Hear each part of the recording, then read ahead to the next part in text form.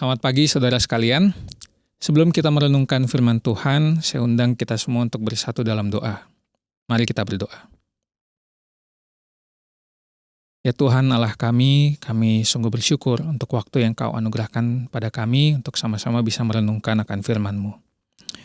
Namun Tuhan, kami juga menyadari bahwa mungkin diri kami tidak sepenuhnya siap untuk mendengarkan akan firman-Mu. Mungkin karena kami masih memikirkan akan hal-hal lain yang ada di luar sana. Akan tetapi ya Tuhan, pada waktu ini kami memohon akan anugerah-Mu yang kiranya dapat menolong kami, agar kami dapat memiliki hati yang siap untuk menerima firman-Mu. Sehingga kapel pagi ini dapat menjadi sebuah momen yang khusus antara diri kami sepenuhnya dengan kebenaran-Mu. Kiranya Engkau juga menyertai hamba-Mu yang lemah ini, supaya dapat menyampaikan firman-Mu saja ya Tuhan. Terima kasih ya Tuhan, dalam nama-Mu kami berdoa. Amin. Saya mengundang kita semua untuk membuka bagian dari firman Tuhan, yaitu dari Lukas 24 ayat 13-15, kemudian dilanjutkan ayat 25-27. Saya akan bacakan untuk kita semua, rekan-rekan bisa mengikuti pada Alkitab masing-masing. Lukas 24 ayat 13. Pada hari itu juga, 2 orang dari murid-murid Yesus pergi ke sebuah kampung bernama Emmaus yang terletak kira-kira 7 mil jauhnya dari Yerusalem. Dan mereka bercakap-cakap tentang segala sesuatu yang telah terjadi. Ketika mereka sedang bercakap-cakap dan bertukar pikiran, datanglah Yesus sendiri mendekati mereka, lalu berjalan bersama-sama dengan mereka. Ayat 25. Lalu Yesus, berkata kepada mereka, "Hai kamu orang bodoh, betapa lambannya hatimu sehingga kamu tidak percaya segala sesuatu yang telah dikatakan para nabi. Bukankah Mesias harus menderita semuanya itu untuk masuk ke dalam kemuliaannya?" Lalu Ia menjelaskan kepada mereka apa yang tertulis tentang Dia dalam seluruh kitab suci, mulai dari kitab-kitab Musa dan segala kitab nabi-nabi. Pada perenungan firman pagi ini, saya mengambil tema yaitu mengenai Tuhan yang bangkit. Jadi ini masih di dalam perenungan akan momen Paskah, yaitu momen ketika Tuhan itu bangkit setelah Ia mati di atas kayu salib untuk menebus dosa umat manusia. Nah, namun saya akan memulai perenungan kita dengan menanyakan sebuah pertanyaan terbuka untuk kita semua. Pertanyaannya adalah, kira-kira apa makna dari kebangkitan Tuhan Yesus? Dan kira-kira bagaimana kita memaknainya? Di salah satu ibadah Jumat Agung yang saya ikuti, seorang pengkhotbah menyampaikan sebuah hal yang menarik. Ia mengingatkan kembali akan film The Passion of the Christ yang sering dikaitkan dengan masa-masa perenungan Paskah. Nah, hal ini sering kita jumpai. Nah, film ini bahkan nggak cuma ditayangkan di komunitas-komunitas Kristen, tapi juga sempat ditayangkan di salah satu saluran televisi. Jadi kita sangat mudah sekali untuk menemukannya. Nah, yang menarik adalah ketika kita menonton film ini, seringkali kita menemukan banyak orang itu menangis terseduh-seduh ketika menonton film ini. Dan mungkin kita juga pernah mengalami hal yang serupa. Nah, banyak orang itu setelah menonton film tersebut memberikan respon refleksinya dengan mengatakan, "Wah, aku terharu banget lihat pengorbanan Tuhan yang sedemikian rupa Ia berikan itu untuk aku." Nah, respon ini rasanya tuh sangat umum. Nah, ketika seorang menonton akan film tersebut, kemudian ia merasa terharu ketika melihat penderitaan Tuhan yang harus ia jalani, kemudian ada perasaan ingin untuk balas budi terhadap pengorbanan Tuhan tersebut. Nah, kemudian respon balas budi itu biasanya muncul dengan melakukan sebuah tindakan-tindakan yang baik sebagaimana seharusnya ia lakukan sebagai orang Kristen. Nah, barangkali setelah menonton film tersebut dan kemudian momen Paskah itu dilewati, mungkin orang yang menonton film tersebut itu muncul pikirannya untuk membuat sebuah resolusi Paskah gitu, yang seringkali juga kita lakukan, bukan? Nah, mungkin resolusinya dari momen Paskah itu nggak jauh-jauh dari hal ini, yaitu oke, Tuhan udah berkorban besar untuk aku ingin berbalas budi. Oke, selanjutnya setelah Paskah ini, aku ingin untuk lebih rajin lagi ke gereja, lebih rajin lagi saat teduh, dan juga nggak lupa untuk berbuat baik. Dan juga aku juga akan melatih diriku untuk bertahan melawan dosa. Nah, ini sebuah respon-respon yang nampaknya sangat umum dan rasanya sangat klise. Gitu. Nah, namun pertanyaan yang saya ingin berikan adalah apakah pemaknaan seperti ini tuh tepat gitu terhadap memaknai akan Paskah. Nah, sang pengkhotbah tadi itu menanyakan kembali, sang pengkhotbah yang tadi menyampaikan mengenai film ini, ia menanyakan, apa jangan-jangan respon seperti ini itu hanya merupakan respon psikologis kita saja? Mengapa? Ya karena secara naturnya kita memang memiliki kapasitas untuk merasa terharu ketika melihat pengorbanan orang lain yang ia berikan kepada kita. Dan respon seperti ini rasanya sangat natural jika kita mengingat akan pengalaman-pengalaman masa kecil kita pada saat menjadi seorang anak-anak. Misalkan aja ada seorang anak yang sedang kehilangan balonnya yang tersangkut di atas pohon. Ia sangat sedih hatinya karena kehilangan akan balon yang ia cintai. Kemudian datanglah sang ayah dan melihat akan kesedihan anak tersebut. Sang ayah mengambil kembali balon tersebut dengan pengorbanan yang sedemikian rupa ia berikan kepada sang anak. Dan ia mengambil balon tersebut mengembalikan ke tangan sang anak. Nah, sang anak itu muncul perasaan yang terharu gitu, dan perasaan senang, perasaan bahagia. Dan mungkin ada sebuah kesan dia melihat kepada sang ayahnya tersebut sebagai seorang hero atau pahlawan gitu. Nah, kemudian perasaan-perasaan ini semua mungkin bisa menjadi dasar bagi sang anak untuk berbalas budi kepada sang ayah. Nah, itu makanya seluruh anak di dunia, saya berpikir mungkin punya keinginan untuk berbalas budi terhadap pengorbanan yang orang tua sudah berikan kepada anaknya gitu. Nah, jadi sepertinya respon seperti ini tuh menjadi respon yang sangat natural ketika kita merayakan akan Paskah. Ketika kita menonton akan film The Passion of the Christ, kita melihat akan pengorbanan Tuhan yang sedemikian rupa di atas kayu salib. Kemudian kita melihat akan adanya kualitas-kualitas sinematik yang membuat kita tuh semakin masuk di dalam film tersebut. Dan kemudian efek-efek suara yang membuat perasaan kita semakin sedih dan terharu akan film tersebut. Nah, pelan-pelan itu kita bisa merintihkan air mata. Dan mungkin kita bisa mengatakan kalimat seperti ini setelah nonton itu. Oke, aku harus menjadi orang yang baik karena Tuhan telah memberikan yang terbaik bagiku.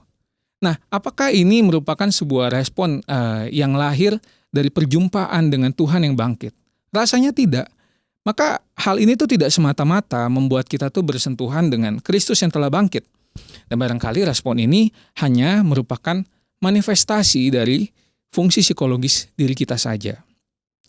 Nah, kalau begitu, kalau pemaknaan seperti tersebut itu salah, kemudian apa makna dari Tuhan yang bangkit tersebut? Nah, saya mengambil salah satu pengakuan iman reform yang membahas mengenai hal ini, yaitu melalui Katekismus Heidelberg, pertanyaan nomor 45. Di sana tertulis terdapat 3 manfaat dari kebangkitan Tuhan. Yang pertama, kita menjadi orang benar. Yang kedua, kita memiliki hidup yang baru. Dan yang ketiga, kita akan dibangkitkan kelak. Jadi jika saya menyimpulkan dari 3 poin ini yang ada di Katekismus Heidelberg, kebangkitan Tuhan itu mempunyai makna secara soteriologi dan eskatologi. Jadi kebangkitan Tuhan itu memiliki makna kepada keselamatan jiwa kita dan penantian kita akan kedatangan Tuhan yang kedua kali. Nah, namun saya ingin bertanya lagi gitu, apakah hal ini tuh tepat? Apakah hal ini tuh sesuai dengan apa yang Alkitab saksikan? Apakah kebangkitan Tuhan itu semata-mata dapat memberikan keselamatan jiwa kita dan membuat kita ada di dalam penantian terhadap kedatangan Tuhan yang kedua kali? Ketika saya merenungkan mengenai pertanyaan ini, rasanya jawabannya itu adalah tidak. Kebangkitan Tuhan yang diceritakan oleh Alkitab tidak semata-mata berimplikasi langsung terhadap keselamatan manusia. Mari kita coba melakukan observasi terhadap Alkitab. Kita bisa untuk melihat kitab-kitab Injil gitu. Misalnya di Injil Markus pasal 16. Tulisan ini merupakan tulisan yang sebenarnya tidak selesai dan akhirnya menggantung mengenai kisah kebangkitan Tuhan. Dan di akhir dari kisah ini diceritakan bahwa para murid itu takut dan gentar. Dan di Injil lain, misalnya Injil Yohanes pasal 20. Kisah kebangkitan Yesus ini memiliki implikasi bahwa para murid justru tidak mengerti apa itu kebangkitan Tuhan. Dan lebih parahnya lagi jika kita melihat kisah yang dituliskan oleh Lukas di Injil Lukas pasal 24, di mana dikatakan bahwa kebangkitan Tuhan yang disampaikan oleh malaikat kepada para murid hanya dianggap sebagai omong kosong oleh para murid. Jadi dari observasi ini kita bisa melihat bahwa kebangkitan Tuhan itu tidak memiliki implikasi langsung terhadap pengharapan atau keselamatan kita. Kebangkitan Tuhan itu tidak membuat para murid itu menjadi percaya dan memiliki pengharapan akan hari esok. Sebaliknya, kebangkitan Tuhan justru dianggap sebagai hal yang menakutkan, hal yang tidak masuk akal dan hanya omong kosong belaka. Jika kita memotong setiap bagian dari setiap Injil hanya sampai kepada kisah kebangkitan Tuhan, maka makna dari kebangkitan Tuhan itu akan berujung pada sebuah ketakutan, kebohongan, ketidakmengertian, dan hanya omong kosong belaka. Nah, jadi dari observasi ini, saya melihat sepertinya ada lompatan logika ketika kita memaknai kebangkitan Tuhan sebagai sumber pengharapan dan keselamatan kita. Sepertinya ada aspek lain yang selama ini terlupakan. Dan apa aspek itu? Dan di dalam perenungan saya menemukan bahwa aspek yang hilang ini adalah kisah mengenai penampakan diri Yesus secara pribadi kepada para murid. Kita bisa melihat misalnya di Injil Matius, Tuhan yang bangkit kemudian menampakkan diri kepada para perempuan. Di Injil Lukas, Tuhan menampakkan diri kepada 2 orang dalam perjalanan ke Emmaus. Dan di Injil Yohanes, Tuhan menampakkan diri kepada Yohanes dan Petrus. Dan jika kita membaca lagi kisah-kisah tersebut, kita bisa menemukan bahwa hanya melalui penampakan dirinya secara pribadi dengan para muridnya, maka para muridnya dapat memiliki iman atau dapat percaya kepada Tuhan. Melalui perjumpaan pribadi dengan Tuhan, maka para murid dapat memaknai akan kebangkitan Tuhan.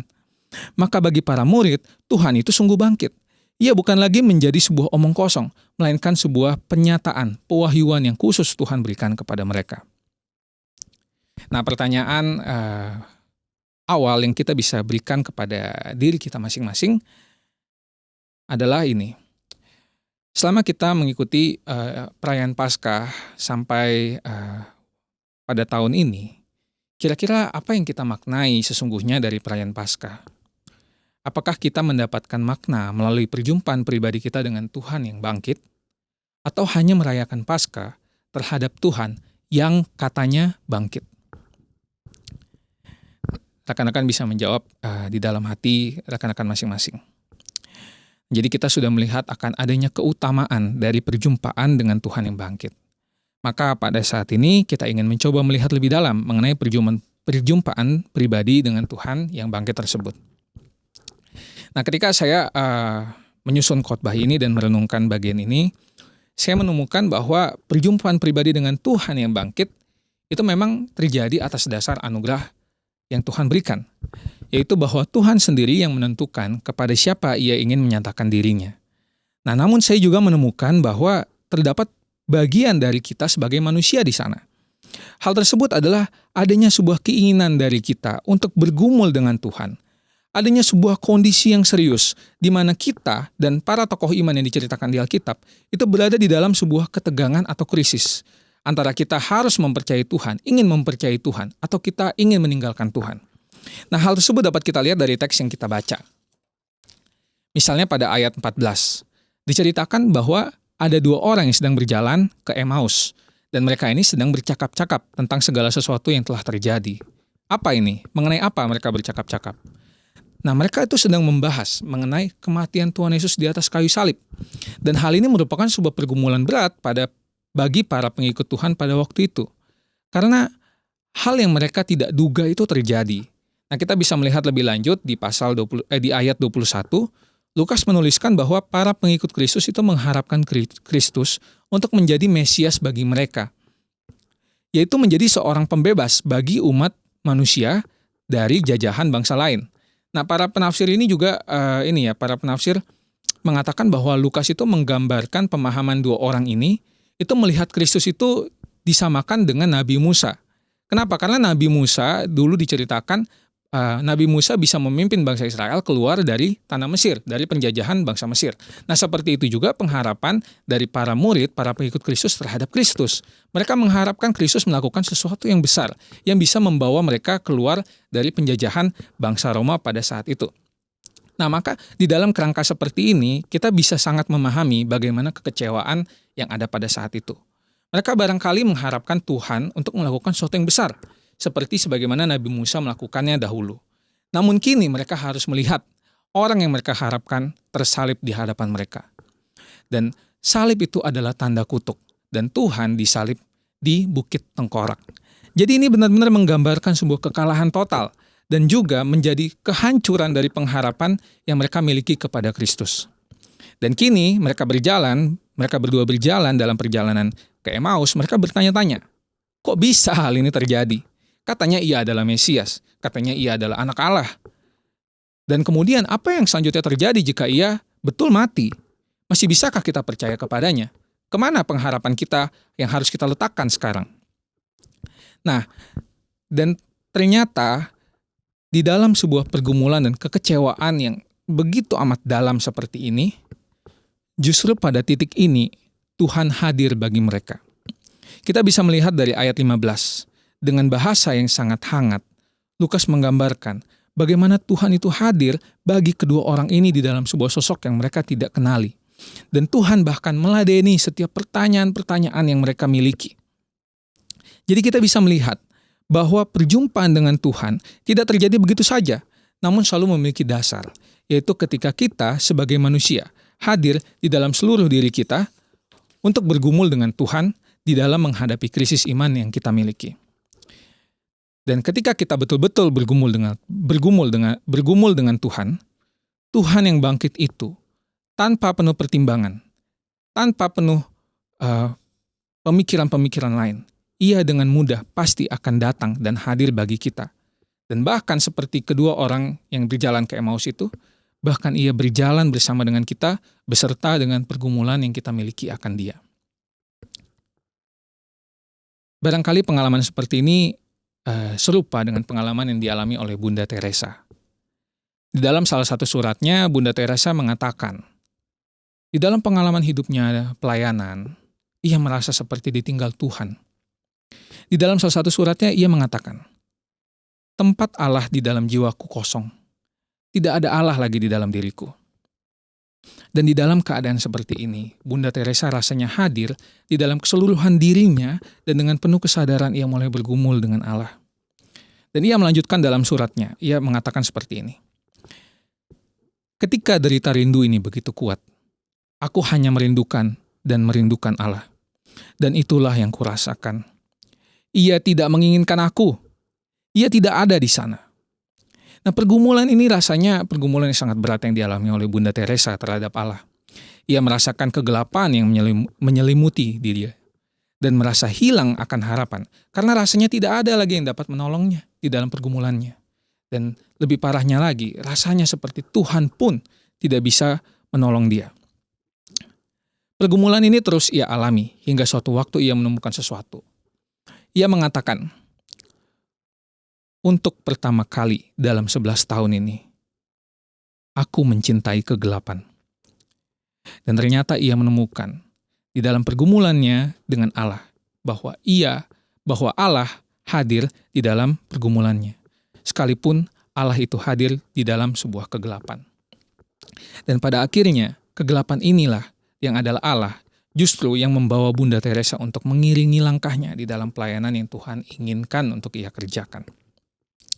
Jadi dari kisah ini, dari pembahasan kita sejauh ini, kita bisa melihat bahwa ketika kita betul-betul hadir di dalam keseluruhan diri kita untuk bergumul dengan Allah, untuk mengalami krisis iman tersebut, maka Allah tanpa penuh pertimbangan, pasti ia akan hadir bagi kita.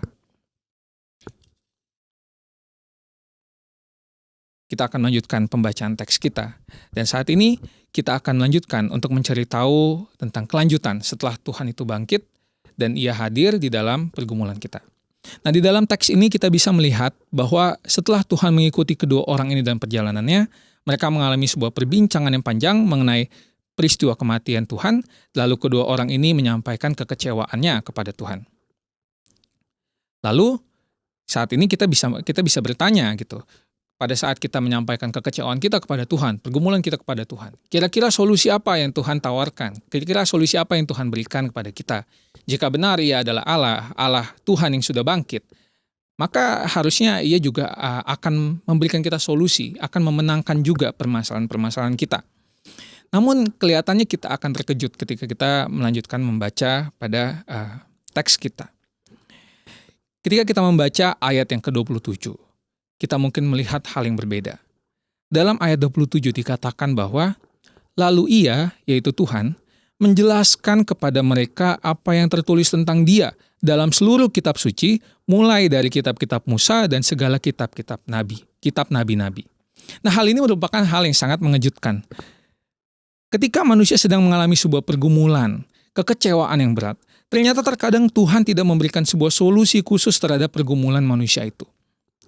Yang Tuhan lakukan justru menjelaskan, mengingatkan kepada manusia tentang apa saja yang Tuhan telah perbuat di dalam hidup manusia. Di sini kita bisa melihat bahwa Tuhan menjelaskan kembali mengenai keseluruhan karya yang telah Ia kerjakan dari semulanya bagi umat manusia. Nah, kita mungkin bisa melihat hal ini, mengaitkan hal ini juga dengan pengalaman yang dialami oleh Musa. Ketika Musa itu berjumpa dengan Tuhan di dalam sosok semak belukar. Ketika itu Musa sedang mengalami sebuah krisis iman, yaitu Musa itu baru saja merasa tertolak oleh para bangsanya Israel, dan kemudian sakit hati Musa membuat dia pergi ke tanah Moab. Nah, di sana dia mengalami krisis iman, dan di sana, di dalam krisis tersebut, di dalam pergumulan tersebut, Tuhan menghampiri dia di dalam sosok semak belukar. Dan Tuhan hadir dan mengatakan kalimat ini kepada Musa. Akulah Allah ayahmu, Allah Abraham, Allah Ishak, dan Allah Yakub. Dalam hal ini Tuhan justru mengingatkan Musa bahwa Tuhan adalah Allah dari para bapa leluhurnya. Jadi Tuhan ingin menyatakan bahwa Ia adalah Allah historis, Allah yang telah memimpin Abraham keluar dari tanah Ur, Allah yang telah memimpin kehidupan Ishak, dan juga telah memimpin kehidupan Yakub yang penuh dengan gejolak, sehingga Yakub nantinya bisa menjadi bapak dari bangsa Israel. Nah, jadi Allah ingin menunjukkan kepada Musa bahwa seperti itulah Allah telah memimpin bapak-bapak leluhur dari dalam sebuah rangkaian sejarah. Seperti itu juga Allah yang akan memimpin Musa dalam melakukan tugas pelayanannya. Nah, jadi terkadang ketika kita berjumpa dengan Tuhan yang menyatakan diri, Tuhan tidak memberikan kita semata-mata sebuah penglihatan yang jelas akan realita hari esok. Melainkan Ia justru mengingatkan kepada kita akan berbagai hal yang telah Ia kerjakan secara historis di dalam hidup kita. Dan mungkin ini merupakan sebuah pegangan yang kokoh, di mana kita dapat menjadikan itu sebagai tempat bagi kita mengakarkan iman kita kepadanya. Karena kenapa? Karena kenyataan bahwa Tuhan itu pernah hadir dalam hidup kita, dan Ia juga pernah menyelamatkan jiwa kita, menyelamatkan hidup kita. Ini menjadi sebuah pegangan yang kuat, bahwa Ia adalah Tuhan yang benar bangkit, dan Ia adalah Tuhan yang hidup. Nah, salah seorang teolog itu mengatakan bahwa penyataan Tuhan, pewahyuan Tuhan itu terus terjadi dari penciptaan sampai saat ini. Dan memang penyataan Tuhan itu belum sempurna. Itu akan sempurna nanti ketika Ia datang kedua kalinya. Nah, artinya bahwa kita saat ini akan selalu ada di dalam posisi yang terus berusaha untuk mengenal Tuhan. Pengenalan kita akan Tuhan itu akan terus terjadi di dalam penyataan-penyataan yang baru yang Tuhan sediakan bagi kita. Nah, namun kenyataan bahwa Ia pernah menyatakan diri kepada kita, ini menjadi sebuah jaminan bahwa Ia ada untuk kita. Ia pernah menunjukkan dirinya, menampakkan dirinya bagi kita. Dan Ia itu hadir bagi kita. Dan Tuhan yang bangkit itu, Ia bangkit untuk kita. Bahkan Ia nanti akan datang itu bagi kita. Nah, pertanyaannya saat ini bagi kita adalah, jika kita bisa merenungkan sebentar, kira-kira bagaimana pengalaman pertama kali ketika Tuhan menyatakan diri kepada kita? Bagaimana pengalaman dramatis itu ketika Tuhan itu hadir pertama kali dalam hidup kita dan menyelamatkan jiwa kita yang hancur?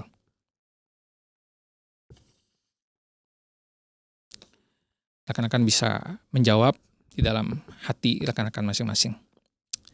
Kita akan melanjutkan pembacaan teks kita. Setelah Tuhan yang bangkit ini hadir dan mengingatkan akan karyanya sejak semula, maka saya melihat di sini, di titik ini merupakan bagian yang harus diambil oleh manusia. Bagian tersebut adalah respon manusia yang Tuhan tuntut untuk kita berikan. Nah, kita bisa melihat dari teks yang kita baca, atau mungkin kita belum baca, tapi selanjutnya kita bisa melihat bahwa akhir dari perjumpaan dengan Tuhan pada kisah dari dua orang ini adalah bahwa mereka mengenal Tuhan. Selubung yang menutupi mata mereka menjadi terbuka, dan mereka pun mengatakan seperti yang ada pada ayat 35. Mereka mengatakan, bukankah hati kita berkobar-kobar ketika Ia berbicara dengan kita di tengah jalan dan menerangkan kitab suci kepada kita? Nah, para penafsir itu mengatakan bahwa ini merupakan sebuah ekspresi dari hati yang bersemi, hati yang bahagia, setelah tersadar bahwa mereka baru saja bertemu dengan Tuhan yang telah bangkit. Jadi kita bisa melihat bagaimana kedua orang ini pada akhirnya mendapatkan sebuah kekuatan baru daripada Allah, karena mereka tercelikkan matanya. Nah, menarik bagaimana Lukas itu menceritakan akan kisah ini. Pada bagian akhir dari kisah ini, Lukas mengulang dua kata yang sangat penting, yaitu adalah kata mengenal Dia. Dalam hal ini Lukas ingin menunjukkan kepada para pembaca bahwa perjumpaan dengan Kristus yang telah bangkit itu pasti akan membawa kita kepada pengenalan kepada Tuhan yang bangkit tersebut. Perjumpaan dengan Tuhan yang telah bangkit merupakan sebuah anugerah besar, di mana Allah sendiri yang menetapkan untuk menjumpai orang-orang tertentu. Allah sendiri yang menentukan kepada siapa Ia ingin bertemu. Dan ketika anugerah Tuhan itu hadir di hadapan kita memiliki tanggung jawab untuk membiarkan diri kita, melemahkan diri kita untuk dikuasai oleh Tuhan. Sehingga anugerah Tuhan yang hadir itu mampu mencelikkan mata kita yang buta, membersihkan hati kita yang kotor, dan secara perlahan membawa kita kepada jalan yang Ia telah siapkan bagi kita. Dan pada akhirnya kita dapat meyakini bahwa hanya melalui pengalaman di dalam perjumpaan yang khusus antara kita dengan Tuhan yang telah bangkit itu, maka terdapat sebuah implikasi keselamatan jiwa kita di sana. Dan bukan hanya itu, kita juga kemudian ditempatkan di dalam sebuah posisi yang menanti akan kedatangannya yang kedua kali. Maka dengan ini semua kita baru bisa mengatakan bahwa Kristus itu telah bangkit. Ia bukan lagi hanya merupakan omong kosong belaka, namun Ia telah bangkit dan aku telah berjumpa dengannya. Paskah tahun ini bagi saya bukan menjadi Paskah yang begitu baik. Ketika banyak orang merayakan Paskah dengan penuh sukacita dan rasa kemenangan, saya menghabiskan waktu di hari Paskah dalam sebuah perenungan yang penuh dengan tangisan. Saya berusaha mencari akan makna Paskah. Terutama saya mencari apa makna Paskah bagi saya, seorang yang punya kelemahan secara psikologis. Semenjak semester 1 hingga saat ini, saya tuh rutin konseling di kampus. Seharusnya saya konseling tuh hanya 2 kali aja, tapi karena saya merasa butuh, maka saya minta konseling hingga saat ini. Dan pada konseling saat ini, saya menemukan bahwa sangat sulit ternyata bagi saya untuk keluar dari pola kepribadian yang lama. Sekalipun saya sudah memiliki berbagai kesadaran akan diri, namun rasanya hal itu tidak cukup. Sulit sekali bagi saya untuk menghadapi diri yang penuh dengan kegelapan.